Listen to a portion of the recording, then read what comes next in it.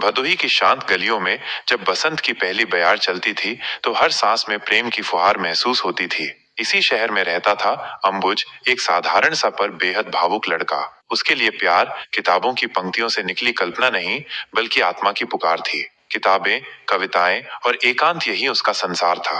अंबुज college में BA अंतिम वर्ष का छात्र था।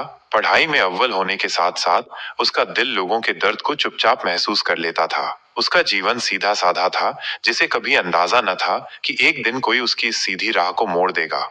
एक दिन कॉलेज के पुस्तकालय के बाहर अंबुज की नजर एक अपरिचित चेहरे पर पड़ी। वो लड़की सफेद सूट में खड़ी थी, खुले बाल और आंखों में इतनी गहराई कि जैसे समंदर ठहर जाए। उसकी हंसी में कुछ ऐसा था जो दिल की दीवारों को चुपचाप ढहा दे। अंबुज उसे पहली बार देख रहा था, पर लगा जैसे ये चेहरा उसके ख्वाबों में कई बार आया हो।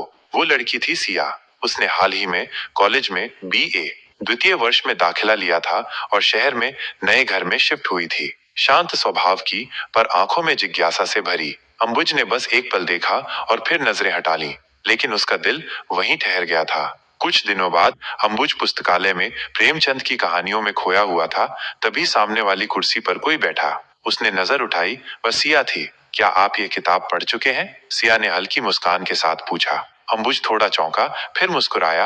हाँ, कई बार। प्रेमचंद की कहानियां तो जैसे दिल में उतरती हैं। मुझे इनका अंदाज पसंद है, सिया बोली, जैसे हर शब्द में कोई एहसास बसा हो। यहीं से बातों का सिलसिला शुरू हुआ।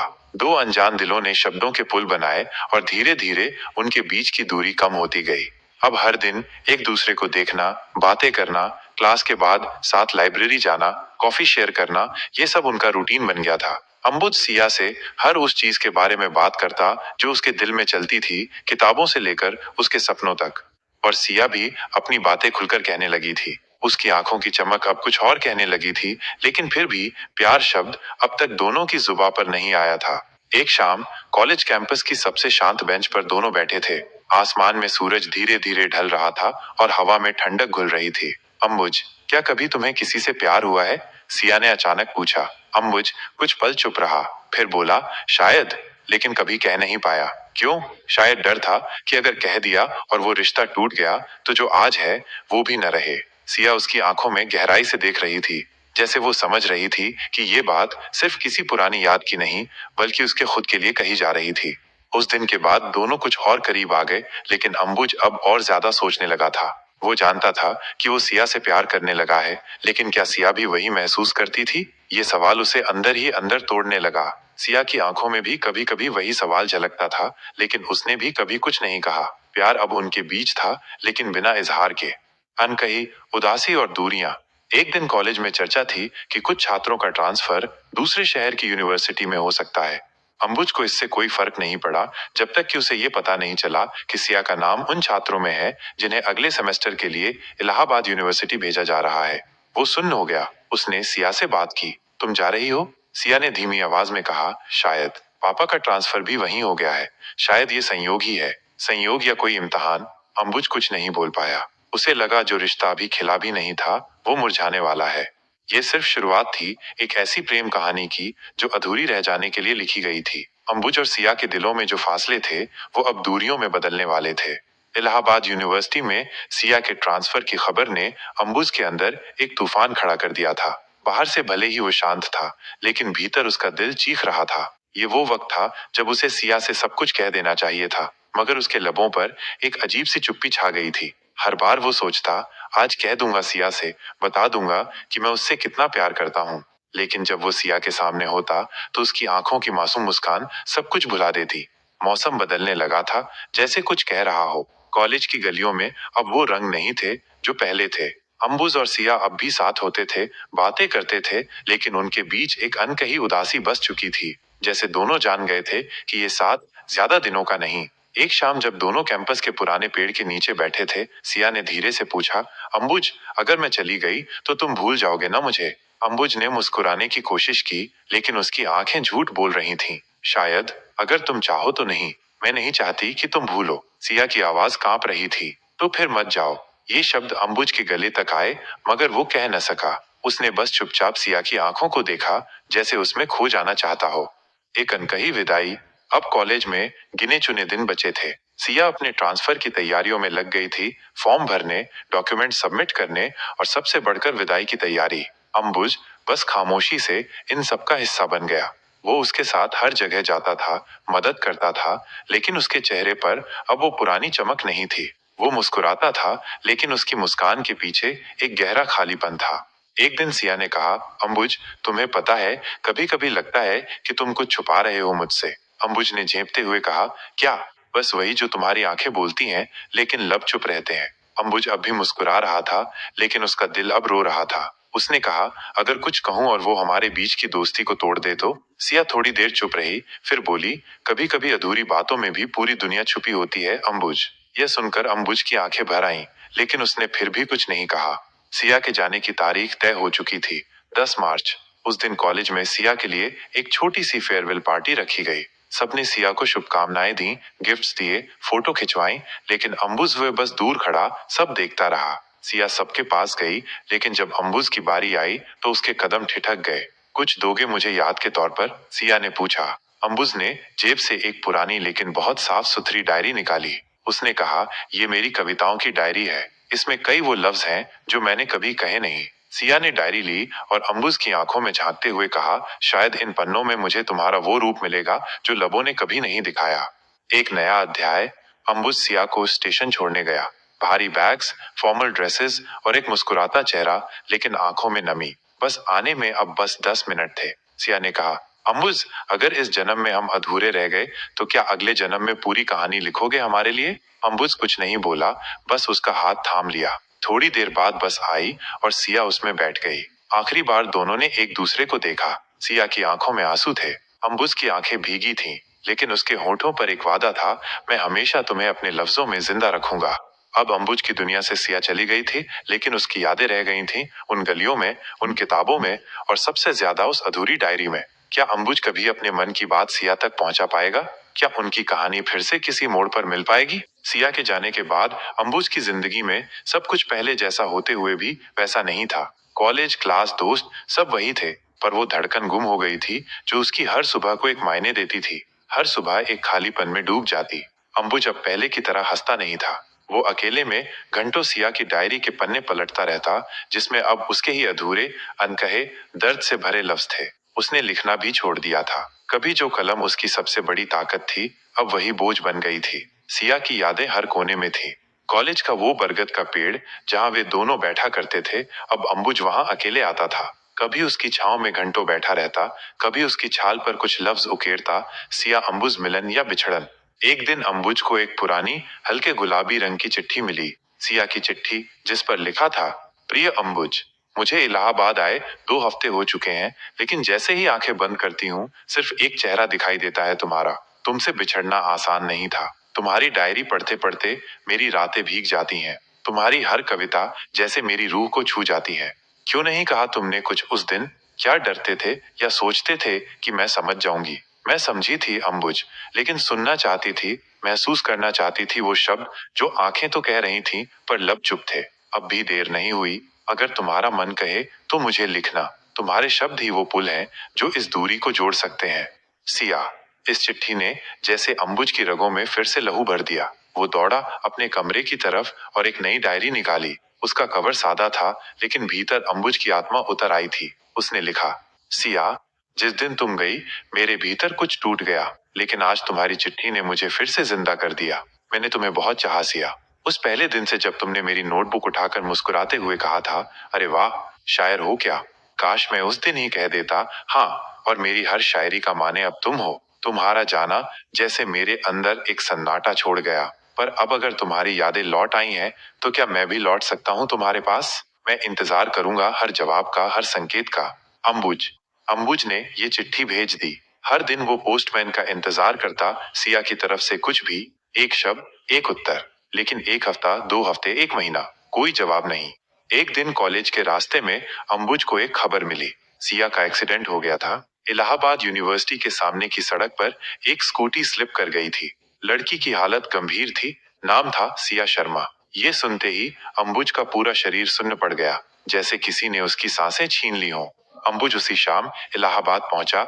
Hospital, ward number 5।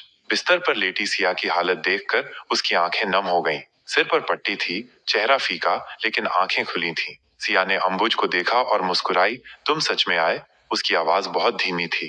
अंबुज उसका हाथ पकड़कर बैठ गया। मैं तुमसे कुछ कहना चाहता हूँ सिया, उसने धीरे से कहा। अब कह भी दो, वरना फिर से अधूरा रह जाएगा। अंबुज की आंखों में आंसू थे। उसने उसका हाथ थाम कर कहा, मैं तुमसे प्यार करता हूँ सिया। पहले दिन से, हर दिन हर रात। तुम्हारे बिना ये दुनिया अधूरी है। तुम ही मेरा हर लफ्ज हो, मेरी हर सांस। सिया की आंखों से आंसू बह निकले।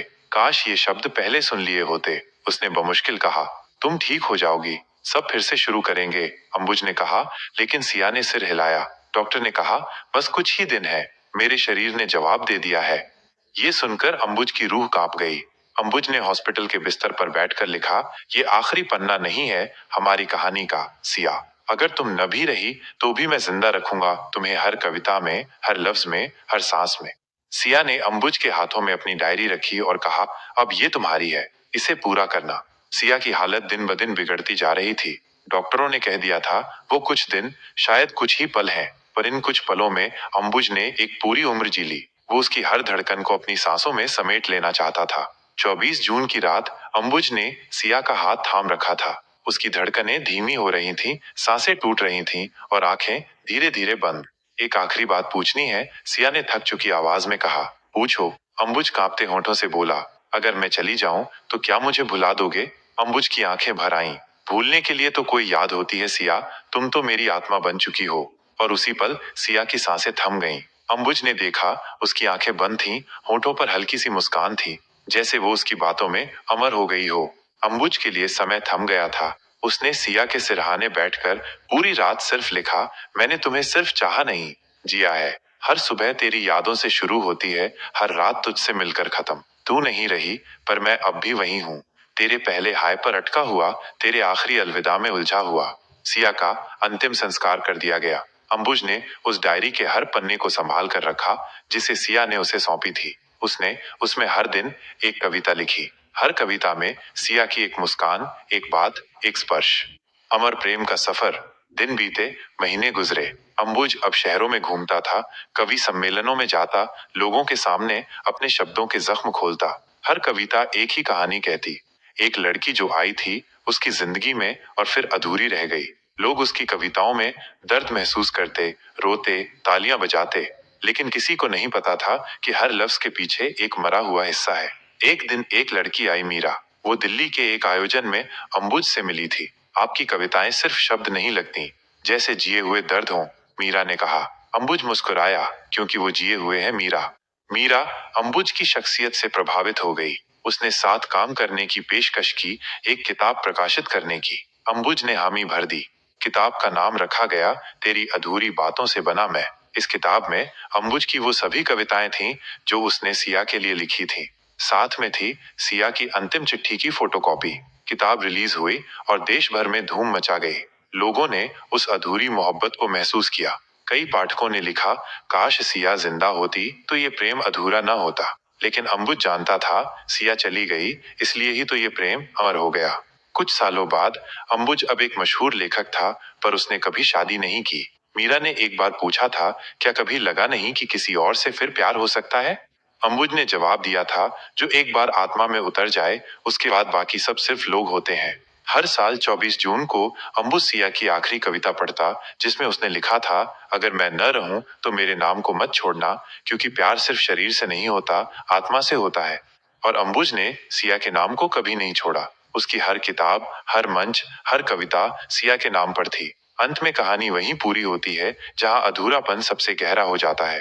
अंबुज की मोहब्बत कभी खत्म नहीं हुई, क्योंकि वो मोहब्बत नहीं थी, वो सिया थी।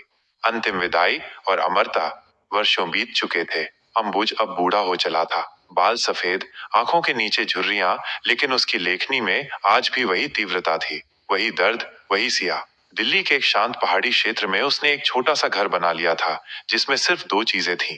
एक टेबल जहां उसकी डायरी और सिया की तस्वीर रखी थी, और एक खिड़की जहां से वो हर शाम डूबते सूरज को देखता था। उसकी आखिरी किताब चुप रह गई सिया प्रकाशित होने वाली थी। इस बार उसने मीरा से कहा था, इस किताब की आखिरी कविता मेरी जिंदगी की अंतिम कविता होगी। मीरा ने चौंकते हुए पूछा, ऐसा क्यों? अंबुज ने मुस्कुराकर जवाब दिया, क्योंकि अब मेरे पास कहने को कुछ नहीं बचा। जो कहना था वो सिया के साथ चला गया। आखिरी कविता। तू थी तो सांसों में बहारें थी, अब तू नहीं तो खुद से ही हारे हैं। मैंने तुझे शब्दों में पिरोया, पर तेरे जाने का दुख कभी न धोया। तू अमर हुई, मैं अधूरा सा रह गया। लोगों की नजरों में शायर बन गया, पर सच ये है मैं तो बस तुझ में ही खोया रह गया उस दिन। किताब पूरी होते ही अंबुज ने सिया की तस्वीर उठाई, उसे चूमा और अपनी वसीयत के कुछ पन्ने खोले। उसने लिखा था, मेरे जाने के बाद मेरी अस्थियां उसी नदी में विसर्जित करना जहां सिया की राख मिली थी, और मेरी कब्र के पत्थर पर सिर्फ एक पंक्ति लिखी जाए, यहाँ वो सोया है जिसने किसी को जीवन भर जिया। 24 जून, वही दिन। मीरा जब सुबह आई तो दरवाजा अंदर से बंद था। कई बार आवाज देने के बाद खिड़की से झांका। अंबुज अपनी कुर्सी पर चुपचाप बैठा था। उसकी आंखें बंद थीं और हाथ में सिया की वही डायरी थी, आखिरी बार सीने से लगी हुई। मीरा भागकर अंदर आई, पर अंबुज जा चुका था, शांत, मुस्कुराता हुआ, जैसे अंततः सिया से मिल गया हो। अंतिम संस्कार के दिन देश भर से लेखक, पाठक, प्रशंसक आए। हर कोई जानता था अंबुज सिर्फ एक शायर नहीं था, वो एक अधूरी मोहब्बत की जीती जागती मिसाल था। जब उसकी अस्थियां उस नदी में बहाई गईं, एक पाठक ने कहा, अब शायद नदी को सुकून मिलेगा। उसकी दो आत्माएं फिर मिल गईं। कब्र पर वही पंक्ति उकेरी गई, यहाँ वो सोया है जिसने किसी को जीवन भर जिया। मीरा ने बाद में एक स्मृति संग्रह तैयार किया, सिया और अंबुज, एक अधूरी प्रेम गाथा जिसमें उनकी कविताएं, चिट्ठियां, फोटोज और आखिरी वीडियो क्लिप को जगह दी गई। यह किताब देश भर के पुस्तक मेलों में छा गई। लोग पढ़ते, रोते और कहते, ऐसा प्यार अब कहाँ मिलता है। कहानी का अंतिम भाव, कभी कभी प्यार का अधूरा रह जाना ही उसे अमर बना देता है। अंबुज और सिया की कहानी एक सबक है कि मोहब्बत सिर्फ साथ रहने का नाम नहीं, बल्कि किसी को इतना जिंदा जीने का नाम है कि वो भले ही दुनिया छोड़ जाए, पर आपकी धड़कनों में, लफ्जों में, सांसों में जिंदा रहे। अंतिम पंक्तियां, मैं नहीं हूं, पर अगर किसी कविता में अचानक आंसू आ जाएं, तो समझना कहीं न कहीं मैं अब भी सिया को याद कर रहा हूं।